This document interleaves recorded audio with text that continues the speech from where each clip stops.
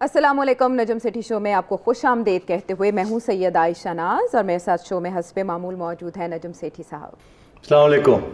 نجم سیٹھی صاحب، تحریک لبیک پاکستان جسے کالعدم قرار دیا گیا تھا اور فواد چودھری صاحب نے اس پر بیرونی فنڈنگ کے الزامات بھی عائد کیے تھے اور شیخ رشید صاحب نے بھی کچھ ایسی باتوں کا اظہار کیا تھا، ان کے ساتھ مذاکرات ہوئے اور مذاکرات کے بعد ایک پریس کانفرنس کر کے ہمیں خوشخبری سنائی گئی، اچھی خوشخبری سنائی گئی اور ساتھ ہی مبارکباد بھی دی گئی کہ معاملات خوش اسلوبی سے طے پا گئے ہیں. لیکن جو معاہدہ ہوا ٹی ایل پی اور حکومت کے درمیان وہ سامنے نہیں لایا گیا اور کہا گیا کہ مناسب وقت پر وہ سامنے لایا جائے گا. مناسب وقت کسے کہا جا رہا ہے یہ بھی علم میں نہیں ہے، لیکن دھرنا ختم نہیں ہوا. گورنمنٹ اسے ایک اچھا خوش اسلوبی سے میٹر کو ہینڈل کرنا قرار دے رہی ہے، لیکن مفتی منیب الرحمان کا یہ کہنا ہے کہ وہ اس پر مرحلہ وار نظر رکھیں گے اور چوکی داری کریں گے اس معاہدے کی، اور جو دھرنا ہے وہ لمیٹڈ ٹو پاک یعنی پاک تک محدود رہے گا جب تک کہ عمل درآمد 50% اس معاہدے پر کر نہیں لیا جاتا. بہت سے سوالات ہیں جو آپ کے سامنے میں نے رکھنے ہیں، لیکن پہلا سوال امپورٹنٹ یہ کہ معاہدے کو خفیہ رکھنا کیوں ضروری ہے؟ ایسا کیا ہے معاہدے میں؟ عائشہ، جب ریاست کے گھٹنے ٹیک دیے جاتے ہیں تو پھر خفیہ رکھنا پڑتا ہے. اگر ریاست دلیری کے ساتھ کسی چیز کو نپٹے تو وہ دنیا کو دکھایا جاتا ہے، اور جب ریاست پیچھے ہٹ جائے، کمزور لگنے لگے تو اس کو خفیہ رکھنا پڑتا ہے. سیدھی سی بات ہے. اس میں دوسرا پہلو اس کا یہ ہے کہ جو فرانس والا معاملہ ہے اس کو بھی خفیہ رکھنا پڑے گا. اب اس کے اوپر بتایا نہیں انہوں نے کہ یہ کیا اقدامات ہوں گے، ان کو کیسے تسلی دی ہے، کیونکہ ان کا وہ مین ایک ڈیمانڈ تھا. تو وہ بھی یہ خفیہ رکھیں گے کیونکہ اس کے اندر ملک کے فارن ریلیشنز انوالو ہو جاتے ہیں. تو اس لیے یہ دو وجوہات ہیں جس کی وجہ سے اس کو خفیہ رکھا گیا. مگر یہ بات آہستہ آہستہ باہر نکلے گی. وہ لوگ ہی بتا دیں گے کہ جی یہ معاہدہ ہوا، اور جب یہ معاہدہ ٹکے گا نہیں، مطلب ہے کہ کسی نہ کسی سٹیج پہ یہ اپنا معاہدہ پھر توڑ دے گی حکومت، جیسے 4 دفعہ پہلے انہوں نے توڑا ہے. تو پھر یہ معاہدے کے سارے ڈیٹیلز جو ہیں یہ واٹس ایپ کے اوپر اور میڈیا کو ٹی ایل پی والے ہی وہی اس کو دکھا دیں گے. تو میں سمجھتا ہوں اس وقت تک اس کو خفیہ رکھیں گے جب تک ایک سائڈ جو ہے اس کو توڑتی نہیں ہے، اور زیادہ امکان توڑنے کا حکومت کا ہے، کیونکہ اس کے اندر ایسے کچھ پہلو ہیں جو کوئی بھی حکومت یا ریاست تسلیم نہیں کر سکتی. اچھا، ویری انٹرسٹنگ. اس کا مطلب یہ ہے کہ معاملے کو عارضی طور پر دبایا گیا ہے لیکن ختم نہیں ہوا. مفتی منیب کا یہ کہنا ہے کہ 8-10 دن میں اس کے مثبت اثرات سامنے آنا شروع ہو جائیں گے. بہت اہم یہاں پر بات یہ ہے جو کہ یاد کروانی ہے اپنے ناظرین کو بھی. سیٹھی صاحب، قومی سلامتی کمیٹی کا ایک اجلاس ہوا تھا جمعے والے دن، جس میں عمران خان صاحب بڑے ڈٹرمنٹ دکھائی دیے تھے، اور اس اجلاس میں مسلح افواج کے سربراہان بھی تھے، D G I S I بھی تھے، ڈی جی آئی بی بھی تھے، ڈی جی ایف آئی اے بھی تھے. اس میں وزیر اعظم کا یہ کہنا تھا کہ ناجائز مطالبات تسلیم نہیں ہیں، کالعدم تنظیم کو مزید رعایت نہیں ملے گی اور ریاستی ریٹ برقرار رکھنے کے لیے ہر حد تک جا سکتے ہیں، اور نہ ہی وہ سعد رضوی صاحب کو رہا کریں گے، نہ فرانسیسی سفیر کی بے دخلی پر بات ہوگی. یہ سب واضح الفاظ میں کہا گیا، بتایا گیا وزیر اعظم کی جانب سے، جس کے بعد فواد چودھری صاحب اور شیخ رشید صاحب نے بھی کچھ سختی کا اظہار کیا تھا. تب سے لے کر اب تک کا جو معاملہ طے ہوا ہے، اس میں ایک پیج کا کتنا کردار رہا کہ پھر آخرکار مذاکرات ہی کرنا پڑے؟ ہاں عائشہ، ایسے ہے کہ کہا تو انہوں نے بہت لمبی لمبی باتیں کی تھیں، بڑی دھمکیاں دی تھیں، ہم یہ کر دیں گے، ہم وہ کر دیں گے، ہم تو سپریم کورٹ لے جائیں گے آپ کو، ریاست کی ریٹ کو نہیں آپ ہاتھ لگا سکتے، ریاست ہوتی ہے. فواد چودھری صاحب، شیخ رشید صاحب، عمران خان صاحب نے پوری ایک کابینہ، ایک سیکیورٹی کونسل کی پہلے کابینہ سے بات کی، پھر سیکیورٹی کمیٹی کی بات کی، وہاں سب فوجیوں کو بٹھا دیا دکھانے کے لیے کہ یہ ہم سب ایک صفحے پہ ہیں اور ہم بڑے مضبوط ہیں اور ہم بڑے تکڑے ہیں. ارے بھائی، چاروں چیفز کو بٹھا دیا، چیئرمین جوائنٹ چیفز کو بٹھا دیا. تو میں نے اس وقت بھی آپ کو یاد ہے کہ میں نے کہا تھا کہ یہ سگنلنگ ہے. مجھے یاد ہے اپنے پچھلے پروگرام میں نے آپ سے یہی کہا تھا، یہ سگنلنگ کر رہے ہیں کہ ہم بڑے تکڑے ہیں، ہم کمزور نہیں ہیں، آپ پیچھے ہٹ جائیں. مگر میں نے آپ سے کہا تھا وہ بھی کوئی بیوقوف نہیں ہے، ان کو بھی پتہ ہے یہ سگنل میں کتنی جان ہے یا نہیں ہے، اور وہ بہت تکڑے ہیں، اس لیے وہ پیچھے نہیں ہٹیں گے. پھر آخر میں یہی ہوا کہ پھر حکومت کو پیچھے ہٹنا پڑا، اور جب پیچھے ہٹنا پڑا، آپ کو شاید یاد ہو کہ میں نے ایک اور بات بھی کہی تھی. میں نے یہ کہا تھا کہ جب ریاست کے ادارے کے لوگ انوالو ہو جائیں گے اس کے اندر ڈائریکٹلی بیہائنڈ دا سینس، وہ آخری سٹیج پہ ہی آئیں گے. اس سے پہلے حکومت کو اور انٹیریئر منسٹری کو اور ان کو کوشش کرنے کی اجازت دی جائے گی، آپ کر لیں. مگر جب ان سے معاملہ نہیں طے پائے گا تو پھر کسی نہ کسی سٹیج پہ، آخری سٹیج پہ ریاست کے لوگ، کہ میرا اشارہ تھا اس وقت D G I S I کی طرف کہ انہیں پھر انوالو ہونا پڑے گا جیسے پہلے ہوتے رہے ہیں وہ، اور پھر جا کے شاید یہ معاملہ طے ہو. اور یہ بھی میں نے کہا تھا کہ جب وہ انوالو ہوں گے تو پھر خفیہ نہیں رکھیں گے، وہ باہر دکھانا چاہیں گے، اشارہ کرنا چاہیں گے، عوام کو بھی سگنل کرنا چاہیں گے کہ اب ہم آ گئے ہیں، اب ٹھیک ہو جائے گا، فکر نہ کریں. یہ نہیں ہے کہ جناب عمران خان صاحب کی صدارت میں ہم بیٹھے ہیں اور ان کی باتیں سن رہے ہیں چپ کر کے اور وہی سب کچھ کریں گے. تو یہ دکھاوا تھا، وہ دکھاوا کام نہیں کیا. اب انہوں نے آ کے بیہائنڈ دا سینس پھر جو کچھ کرنا تھا وہ کیا. اور پھر آپ نے دیکھا کچھ انٹرنیٹ کے اوپر تصویریں بھی گھوم رہی ہیں، مولانا حضرات جو لوگ انوالو رہے ہیں اس کے اندر، انہوں نے آرمی چیف کے ساتھ بھی اپنی تصویریں کھنچوائی ہیں. اور میرا خیال ہے آرمی چیف نے بھی آئی ایس پی آر کی طرف سے تو کوئی پریس ریلیز نہیں کی، کیونکہ ظاہر ہے اگر وہاں سے آتی کہ ہم نے کوئی رول ادا کیا ہے تو شاید عمران خان صاحب کو بات پسند نہ آتی. تو اس لیے وہ انہوں نے اپنی تصویریں لے کے اور لگا دی ہیں.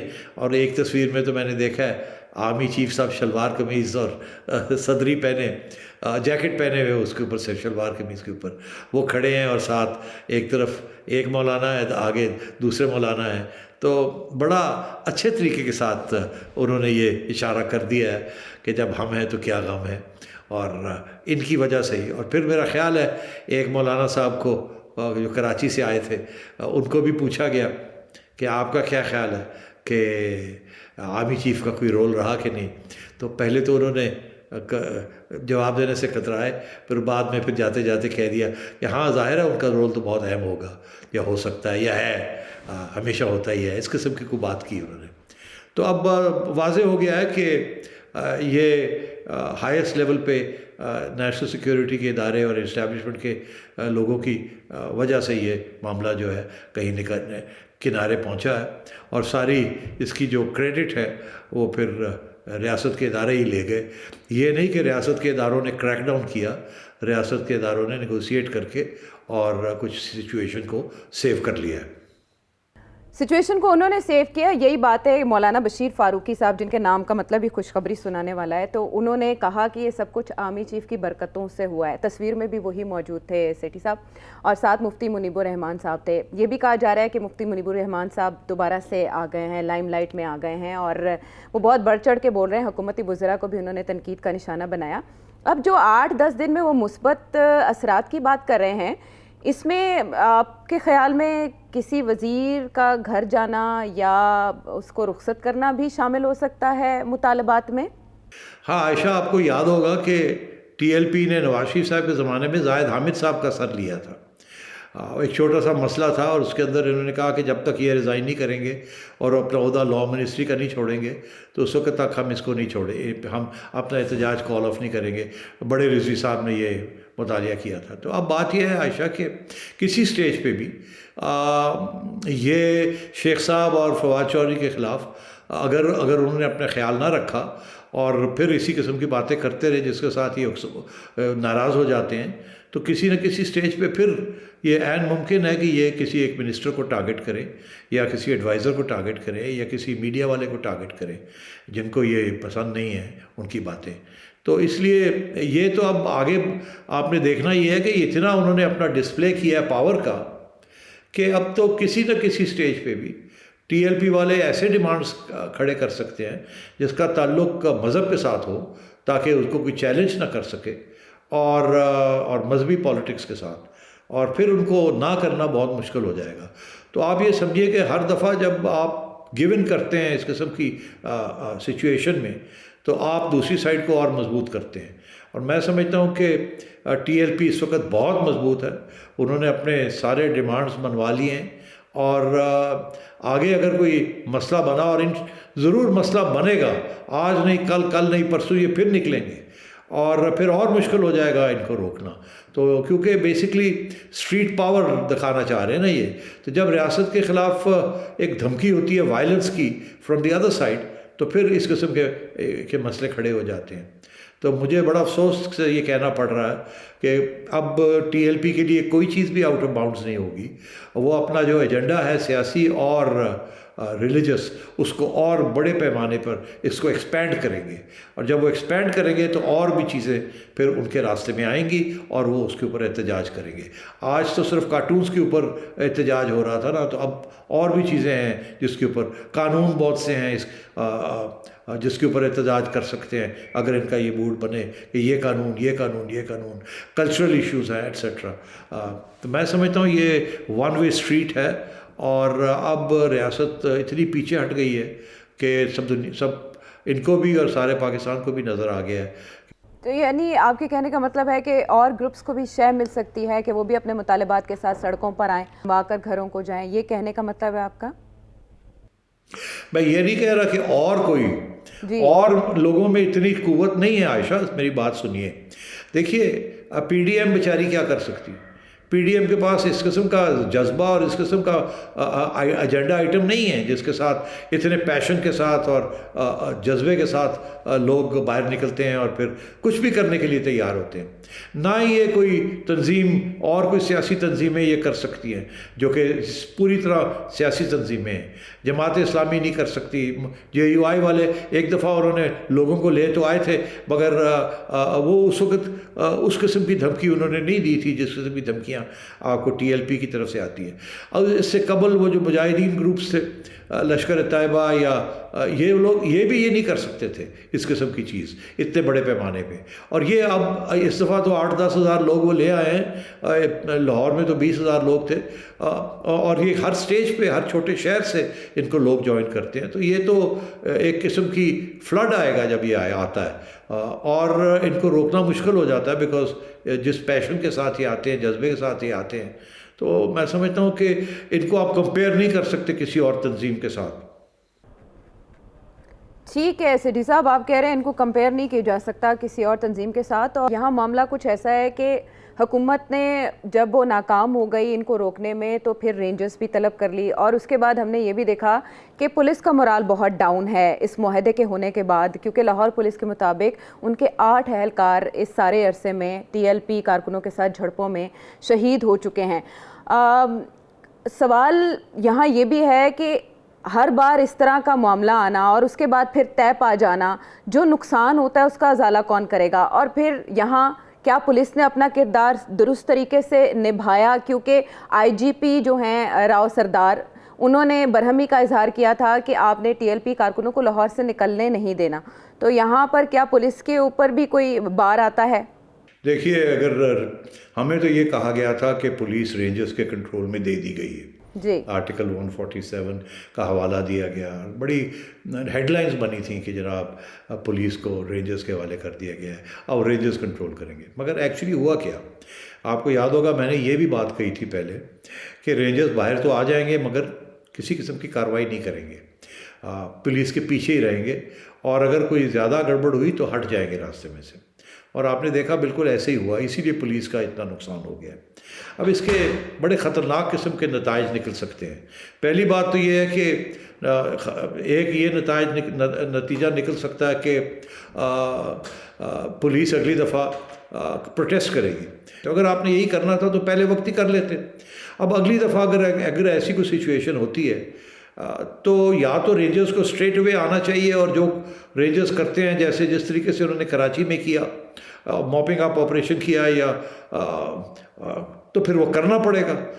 اس کے اپنے نتائج ہیں، اس کے اپنے خطرناک قسم کے نتائج نکل سکتے ہیں. مگر اب مجھے ایسے لگتا ہے کہ پولیس بہت ڈی مورلائز ہو جائے گی، اور آپ پولیس کو اس قسم کے کام کے لیے اب آگے استعمال نہیں کر پائیں گے. وہاں سے پروٹیسٹ آئے گی، اور خدا نہ خواستہ مجھے ڈر لگتا ہے کہ اگر یہ پھر سے کبھی ہوا اور آپ نے پھر پولیس کو کہا آپ باہر نکلیں، تو پولیس والے میرا خیال ہے اب وہ شاید پروٹیسٹ بھی کریں گے کہ ہم نہیں نکلتے، یا تو رینجرز کو آگے کریں یا ہم نہیں نکلتے. تو آپ کو یاد ہے کہ یہاں پولیس کی سٹرائکس بھی ہوئی ہیں، اور جس قسم کی صورتحال بنتی جا رہی ہے، اگر آپ نے پولیس کو امپلوائے کرنا ہے تو پورا پاور دینا پڑے گا اور اس کے پھر بھگتنا پڑے گا اس کو، اور اگر آپ نے راستے میں فائرنگ لائن میں لا کے فائرنگ کروا دینی ہے ان کے اوپر اور اس کے بعد آپ نے سمجھوتے کرنے شروع کر دینے ہیں، اور تو پھر معاملہ جو ہے نا ریاست کا ایک اور ادارہ جو ہے اس کی کریڈیبلٹی بھی تاثر ہوگی۔ ٹھیک ہے سیٹھی صاحب، یہ سارا معاملہ پی ٹی آئی کے مستقبل پر یا ریاست پاکستان کے مستقبل پر کس طرح سے اثر انداز ہو سکتا ہے، ہم اس پر گفتگو کر رہے ہیں، واپس آتے ہیں ایک بریک کے بعد۔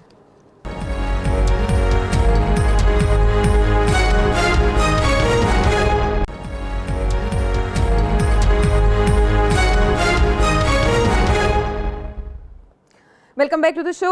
ابھی تک سیٹھی صاحب جو تاثر جا رہا ہے وہ یہ کہ اس پر حکومت نے پسپائی اختیار کی ہے، وفاقی حکومت نے ہار مانی ہے، وہ بلیک میل ہو گئی ہے، بس اس طرح کے نیریٹیوز چل رہے ہیں، تو آنے والے دنوں میں یہ ایکسپیکٹ کیا جا رہا ہے کہ مولانا سعد رضوی کو رہا کر دیا جائے گا۔ فرانسیسی سفیر کے معاملے پر حکومت کیا کرتی ہے یہ تو معاہدے کی تفصیلات سامنے آئیں گی تو معلوم ہوگا، بٹ اس سارے عرصے میں اتنے دنوں تقریباً 2 ہفتے تک یہ صورتحال طاری رہی ہے، جو گورنمنٹ کے اندر کنفیوژن کا تاثر بڑا سٹرونگ رہا۔ شیخ رشید صاحب نے کہا 48 گھنٹوں کے اندر وزیر اعظم خطاب کر سکتے ہیں اس سچویشن کے اوپر، وہ خطاب نہیں ہوا۔ اس کے علاوہ ہم نے دیکھا کہ پہلے فواد چودھری صاحب اور شیخ رشید صاحب اگریسو انداز میں سامنے آئے، لیکن اینڈ پہ ہمیں شاہ محمود قریشی صاحب مذاکرات کرتے ہوئے دکھائی دے رہے، ایسا کیوں ہوا سیٹھی صاحب؟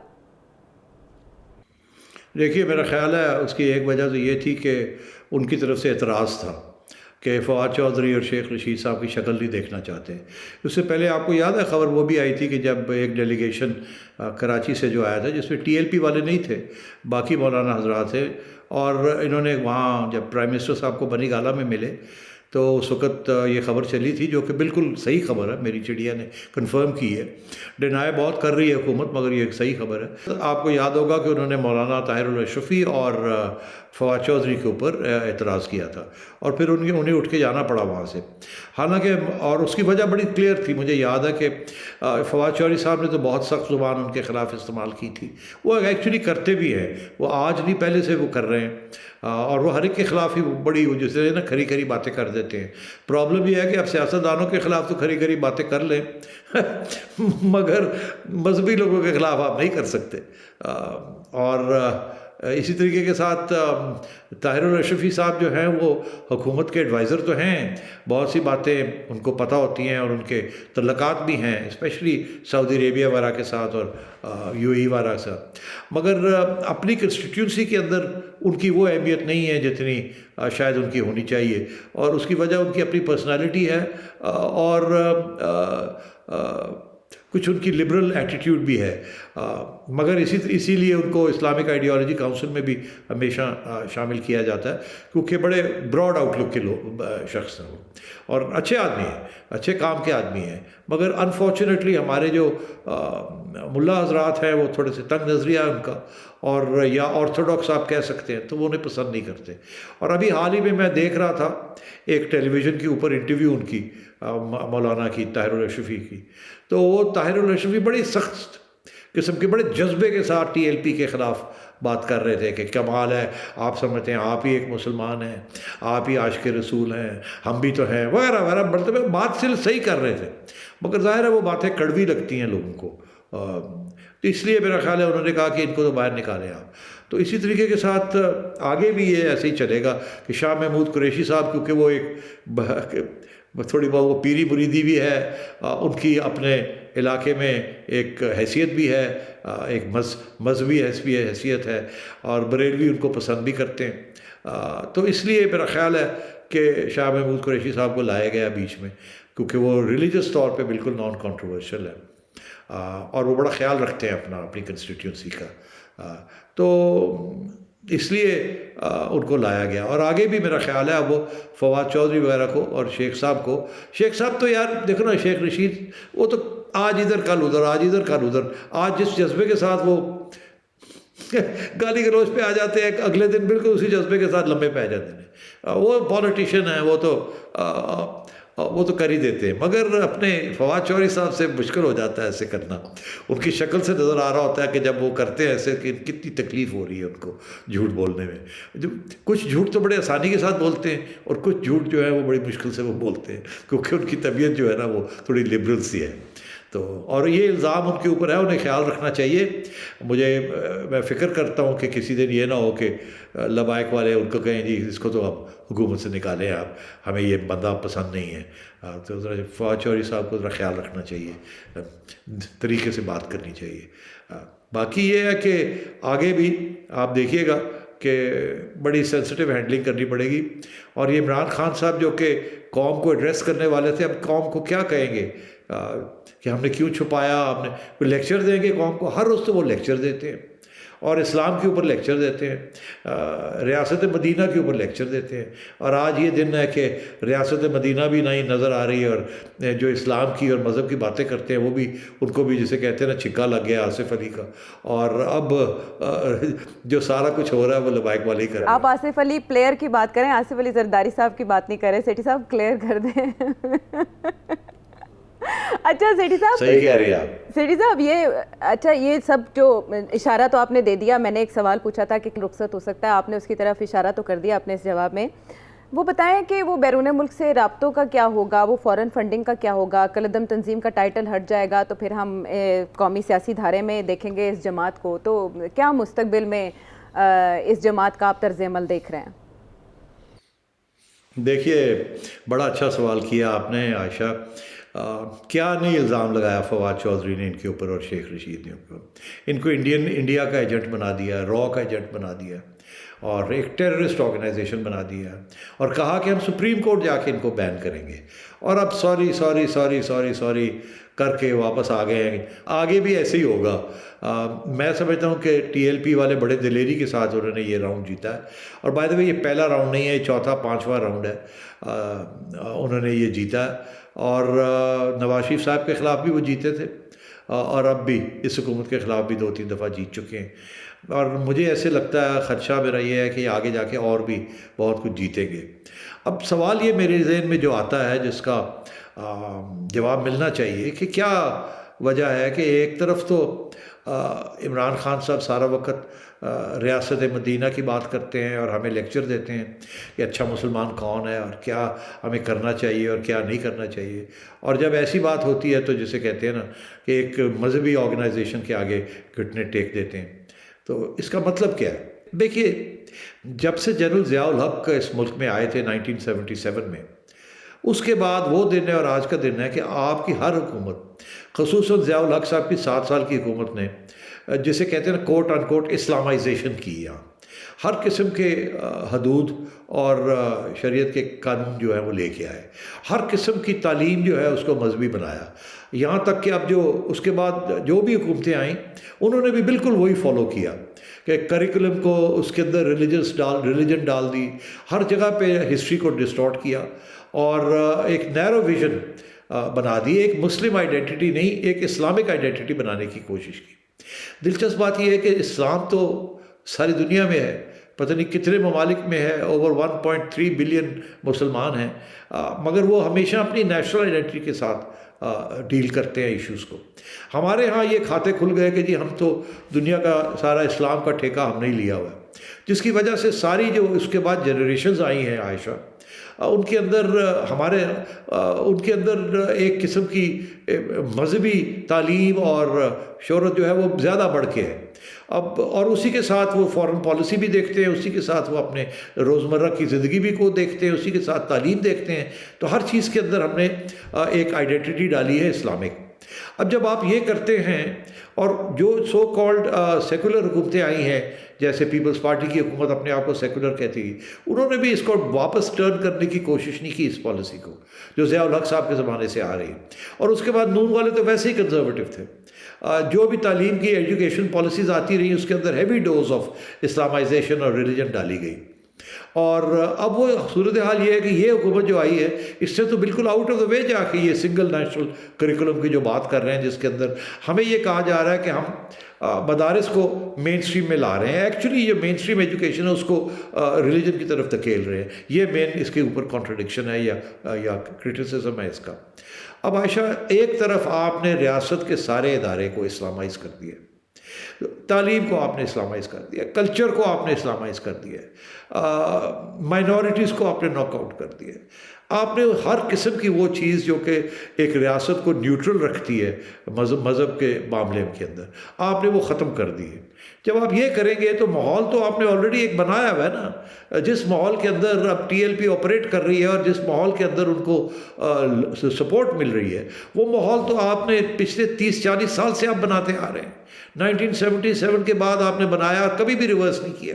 اور جب سے عمران خان صاحب آئے ہیں ہم نے زیادہ اس ماحول کی طرف ترجیح دیکھی ہے. ہر وقت ہمیں یہ کہا جاتا ہے کہ ریاست مدینہ میں یہ تھا، ریاست مدینہ میں یہ تھا. تو بات یہ ہے کہ آگے جا کے بھی اس قسم کی چیزیں ہوں گی. آپ کی پوری ذمہ داری ہے، اور آپ کی ریاست کی، اور ہماری سیاسی جماعتیں جو ہیں جو سب اس چیز کو ہوا دیتی ہیں. اب آپ نے دیکھا اس سارے معاملے کے اندر اپوزیشن کی طرف سے، خواہ وہ نون لیگ ہو یا وہ پیپلز پارٹی ہو یا کوئی بھی ہو، کسی نے ٹی ایل پی کے خلاف بات نہیں کی. یہ نہیں کہا کہ آپ غلط کہہ رہے ہیں یا آپ کو ایسے نہیں کرنا چاہیے. مولانا فضل الرحمان اور جماعت اسلامی نے تو حمایت کی ہے، اب جو کہ وہ کریں گے، ظاہر ہے ان کا حق بنتا ہے حمایت کرنے کا. یہ ان کا ایجنڈا ہے، ان کا سپورٹ ہے، ان کا ووٹ بینک ہے انہی چیزوں کے اوپر. مگر آپ کی مین اسٹریم سیاسی جماعتیں بھی جو ہیں وہ بھی انہوں نے بھی گھٹنے ٹیکے ہوئے ہیں. تو آگے جا کے یہ اور ہوگا، کیونکہ سارا ماحول اس ملک کا جو ہے وہ اسی قسم کا بن چکا ہے جس کے اندر اس قسم کی چیز جب ہوتی ہے تو نہ ریاست کھڑی ہو سکتی ہے، نہ گورنمنٹ کھڑی ہو سکتی ہے، اور عوام کی حمایت جو ہے دن بدن بڑھتی جاتی ہے اس قسم کی چیزوں کے لیے. تو آگے تیاری کریں، اس قسم کے حالات اور آنے والے ہیں. ٹھیک ہے سٹی صاحب، یعنی اوور آل پالیسی اسٹیٹ کی کیا ہونی چاہیے اس طرح کے معاملات میں، اس کا بھی تعین ہونا باقی ہے. ان سارے عرصے کے دوران ہمیں فیض آباد دھرنا کیس کا بھی فیصلہ یاد آیا، اور اس کے علاوہ ہمیں یہ بھی یاد آیا کہ عمران خان صاحب ریاست مدینہ کے خط و خال بیان کرتے ہوئے کیا کیا مثالیں دیتے رہے. ہاں عائشہ، آپ نے بڑا اچھا کیا، یاد دلا دیا فیض آباد کا دھرنا. آپ کو بڑا اچھی بات کی آپ نے. اس کی وجہ یہ ہے کہ اس وقت بھی ریاست نے آپ نے دیکھے کیا رول ادا کیا. ایک تو خیر دھرنے کو ہوا دی، دوسرا یہ کہ جس جج نے اس کے اوپر کوئی تنقیدی جائزہ لیا تھا اور آپ کو وارن کیا تھا کہ بڑے خطرے آگے آئیں گے اگر آپ ایسی باتیں کریں گے اور اس قسم کی چیزیں ہوں گی، تو آپ نے اس جج کے ساتھ کیا کیا؟ آپ نے ان کو نکالنے کی کوشش کی.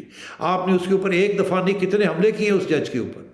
آج یاد آنا چاہیے کہ اگر ایسے جج اور کھڑے ہو جاتے تو شاید ہم یہاں اس مرحلے پر نہ پہنچتے. یعنی سیٹھی صاحب یہ کہہ رہے ہیں کہ آپ اپنی بوئی ہوئی فصل ہی کاٹ رہے ہیں. اگر آپ ماضی سے سبق سیکھتے تو شاید یہ صورتحال دوبارہ نہ آتی کہ آپ ایک 6-7ویں بار ایک صورتحال سے گزر رہے ہیں، اور ابھی تک ریاستی پالیسی مکمل طور پر واضح نہیں ہو سکی کہ کیا رویہ آئندہ کے لیے اپنایا جائے گا، کس کے لیے کیا پالیسی ہوگی. اور جو معاہدہ کیا گیا ہے اس کو بھی سامنے لانے میں آر کا مظاہرہ کیا جا رہا ہے. کیسی آر ہے، کیا معاہدہ ہے، کہاں کہاں یو ٹرنز اس گورنمنٹ نے لیے ہیں، یہ سب قوم کے علم میں ضرور آنا چاہیے جو اتنے عرصے ایک بحران میں مبتلا رہی. بریک کے بعد واپس آتے ہیں.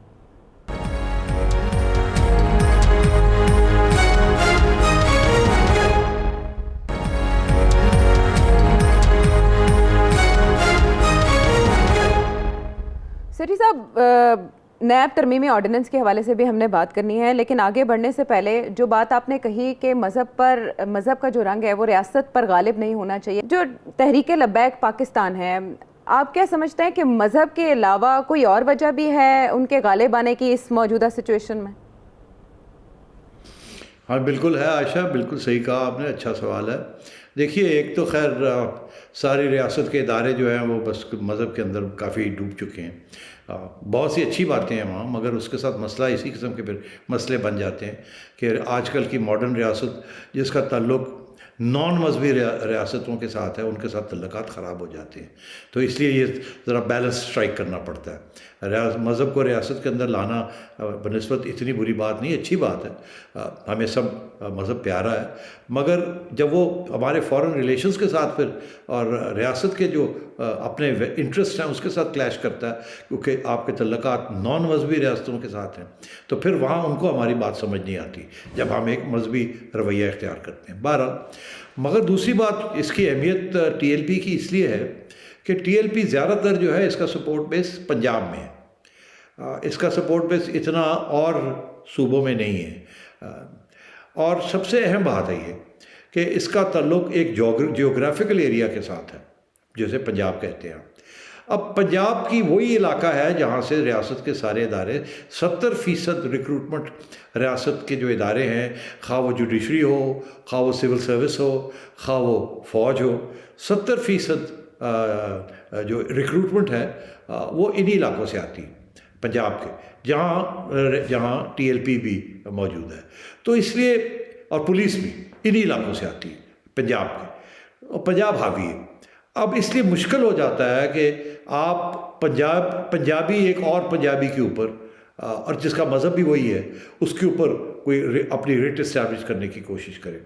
اگر تو سندھی ہوتے یا بلوچ ہوتے یا کوئی اور نیشنلٹی ہوتی تو اتنا مشکل نہیں ہوتا ہے، بیکاز وہ آپ کی لائلٹی جو ہے وہ سپلٹ ہو جاتی ہے. مگر یہاں یہ پنجاب کا بھی ایک مسئلہ ہے کہ یہیں ساری ڈیولپمنٹ ہے، یہیں کے تاجر طبقہ جو ہے وہ ٹی ایل پی کو چیریٹی دیتا ہے، سسٹین کرتا ہے، چندہ دیتا ہے بازاروں کے لوگ، اور اسی لیے ان کے لیے یہاں سپورٹ بیس ہے. تو میں یہ سمجھتا ہوں یہ بھی ایک بہت اہم وجہ ہے کہ ٹی ایل پی کو جو ہے نا اتنی سپورٹ مل رہی ہے. ٹھیک ہے، اس معاملے کے پیچ و خم پہ تو ہم نے تفصیل میں گفتگو کر لی. اب جو معاملہ نیب ترمیمی آرڈیننس کا ہے، سیٹھی صاحب کیا ضرورت پیش آئی کہ تیسرا ترمیمی آرڈیننس جاری کرنا پڑا، اور پھر چیئرمین نیب کو ہٹانے کا اختیار صدر مملکت کو کیوں شفٹ کر دیا گیا؟ دیکھیے یہ تو کلیئر بات ہے نا کہ جو پہلا آرڈیننس آیا تھا اس میں ایک دو غلطیاں تھیں اور ایک دو ایسی چیزیں تھیں جو کلیئر نہیں تھیں. اب ان کو غلطیوں کو انہوں نے دور کیا ہے اور جو چیز کلیئر نہیں تھی اس کو کلیئر کر دی. پہلی غلطی تو یہ تھی، آپ کو یاد ہوگا میں نے ہی اپنے پروگرام میں یہ پوائنٹ آؤٹ کیا تھا کہ بیل کے اوپر انہوں نے کہا تھا کہ بیل جو ہے وہ 25 کروڑ روپے کی انہوں نے بیل سیٹ کر دی تھی. وہ میرا خیال ہے ان کو 25 لاکھ کرنا چاہ رہے تھے تو انہوں نے صفر ایک 2-3 صفر ایڈ کر دی اس کے اندر، تو 25 کروڑ بنا دیا تھا، جو کہ ممکن ہی نہیں ہے کہ کوئی اتنی بڑی پیسے شیورٹی دے اپنی بیل کرانے کے لیے. تو ایک تو انہوں نے اس کو کریکٹ کیا ہے. اب انہوں نے یہ لکھا ہے کہ جی بیل جو ہے وہ جج حضرات ہی فیصلہ کریں گے کہ اب اس صورتحال کو دیکھ کے کہ کیا نوعیت بنتی ہے کیا نہیں بنتی، جو کہ پہلے بھی ایسے ہی تھا. تو اس کو تو واپس کر دیا ہے، وہ اچھا کیا ہے انہوں نے. دوسری بات جو کی ہے انہوں نے، جو اس وقت بھی یہ سمجھ آ رہی تھی، کیونکہ آپ نے دیکھا کہ شاہ محمود کہ مفتاح اسماعیل صاحب اور شاید خاقان عباسی صاحب اور احسن اقبال صاحب، ان کی طرف سے پھر اپنے ان کے وکیلوں نے پیش قدمی شروع کر دی تھی کہ جی اب تو آرڈیننس آ گیا ہے، اگر ہم نے اپنی جیب میں پیسے نہیں ڈالے اور ہمارے اوپر الزام ہے کہ کوئی گھپلے ہوئے ہیں ہمارے زمانے میں، تو ہم نے اپنی جیب میں پیسے نہیں ڈالے، اس کی کوئی ایویڈنس نہیں ہے، تو پھر ہمارے اوپر کیس نہیں بنتا. جو کہ اب جو نئے آرڈیننس آیا تھا اس کے اندر ایسی تھا جو کہ پی ٹی آئی نے اپنے لیے کیا تھا کہ گورنمنٹ کے ادارے جو ہیں اور جو منسٹرز ہیں، اگر ان سے کوئی کوتاہی ہوتی ہے، کوئی غلط فیصلے ہو جاتے ہیں تو اس کا جو بوجھ ہے وہ ان کو نہیں اٹھانا چاہیے. اب انہوں نے کیا کیا کہ وہ سوچا یہ تھا کہ یہ سب کے اوپر ہی اپلائی کرے گا، اب انہوں نے اس کو کلیئر کر دیا ہے. انہوں نے کہا کہ 6 اکتوبر کے بعد یہ جو قانون ہے یہ 6 اکتوبر کے بعد لاگو ہوگا. اس سے پہلے جن لوگوں کے اوپر کیسز تھے جو کہ سارے پیپلز پارٹی اور نون لیگ کے لوگ ہیں، ان کے اوپر وہ پرانا قانون ہی لاگو ہوگا، ان کے اوپر وہی ایویڈنس ہوگی، وہی قانون ہوگا. یہ نیا آرڈیننس جو ہے یہ صرف آگے 6 اکتوبر کے بعد جو لوگ جن کے اوپر کوئی کیس ہوگا تو ان کے اوپر یہ لاگو ہوگا. مطلب یہ ہے کہ اپنے آپ کو این آر او دے دیا ہے، ہر ڈپارٹمنٹ کو این آر او دے دیا ہے، ہر جرنیل کو این آر او دے دیا ہے، ہر پولیٹیشین کو این آر او دے دیا ہے، ہر سول سرونٹ کو این آر او دے دیا ہے، ہر منسٹر کو این آر او دے دیا ہے. کیونکہ یہ پروف کرنا کہ آپ نے اپنی جیب میں پیسے ڈالے اتنا آسان نہیں ہوتا. یہ آپ ضرور کہہ سکتے ہیں کہ ایک شیخر کو یا پبلک کے اکاؤنٹ کو 10 کروڑ کا نقصان ہو گیا، 20 کروڑ کا نقصان ہو گیا، جیسے بی آر ٹی وغیرہ یہ سب کچھ. مگر یہ کہنا کہ جی وہاں فلانے بندے نے اپنی جیب میں پیسے ڈال لیے، وہ کہاں گئے پیسے لے کے آؤ، وہ ایویڈنس وہ ملتی نہیں ہے، تو اس لیے اپنے آپ کو کلیئر کر دیا، یہ اپنے آپ کو این آر او دے دیا. میرا خیال ہے کہ اس کو چیلنج تو کیا جا سکتا ہے کہ یہ آپ نے کیا کہ ریٹروسپیکٹیو ایفیکٹ آپ نے نہیں دیا اور اس کو ڈسکریمنیٹری قسم کا آرڈیننس بنا لیا ہے اپنے آپ کو بچانے کے لیے. میں نیب کو ہٹانے کا اختیار صدر مملکت کو دے دیا گیا ہے، اس پر آپ کیا کہیں گے؟ ہاں بالکل، اپنا صدر ہے تو ان کو دے دیا گیا ہے، وہ ہٹا سکتے ہیں اور وہ رکھ سکتے ہیں.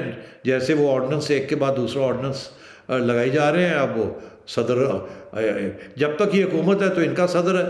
اب ہوگا یہی، آپ دیکھیے گا کہ جب اگلی حکومت آئے گی جو کہ ان کی نہیں ہوگی، وہ پھر نیب کے قانون کو تبدیل کر دیں گے. یہ صرف اپنے آپ کو بچانے کے لیے کیا ہے، اس کا کوئی فرق نہیں پڑے گا. اگلی حکومت آئے گی یہ چھٹی کرا دے گی سارے آرڈیننسز کی، اس کی وجہ کہ آرڈیننس ویسے ہی 8 مہینے سے زیادہ ایک آرڈیننس رہ نہیں سکتا. تو یہ صرف اگلے اپنے آپ کو بچانے کے لیے ہے کہ ان کے اس دور میں نیب کو کوئی پریشر نہ ہو کہ جی ان کے اوپر بھی کوئی کیسز کیے جائیں. تو یہ بالکل جیسے کہتے ہیں نا کہ اوپنلی ڈسکرمنیٹری قسم کی یہ قانون سازی ہو رہی ہے، اور یہ بالکل یہ سسٹین نہیں کی جائے گی. یہ چیلنج بھی ہو جائے گی اور اگلی حکومت ان کی چھٹی کرا دے گی. امتیازی قسم کی قانون سازی ہو رہی ہے، یہ نہیں ایسے چلے گی، اسے چیلنج کر دیا جائے گا سیٹھی صاحب کا. اور تجزیے کے مطابق تو ایسا ہی معلوم ہوتا ہے کہ جیسے نیب کا معاملہ موم کی ناک ہے جسے اپنی مرضی کے مطابق موڑا جا سکتا ہے. اب یہ تیسرا نیب ترمیمی آرڈیننس جاری کر دیا گیا ہے. اس سے پہلے یہ اطلاعات آئی تھیں کہ مسلم لیگ نون کے رہنماؤں نے اس آرڈیننس کے تحت ریلیف لینے سے انکار کر دیا. آصف علی زرداری صاحب نے البتہ رجوع کیا تھا اس معاملے کو لے کر. دیکھنا یہ ہے کہ اب اس پر اپوزیشن کیا طرز عمل اختیار کرتی ہے. ٹیلی ویژن اسکرین پر آپ کے سامنے جو نمبر ہے سیٹھی صاحب کے سامنے آپ اپنا سوال رکھ سکتے ہیں اور ہم تک اپنا فیڈ بیک بھی پہنچا سکتے ہیں. اگلے پروگرام تک کے لیے اجازت دیجیے. اللہ نے کے بان.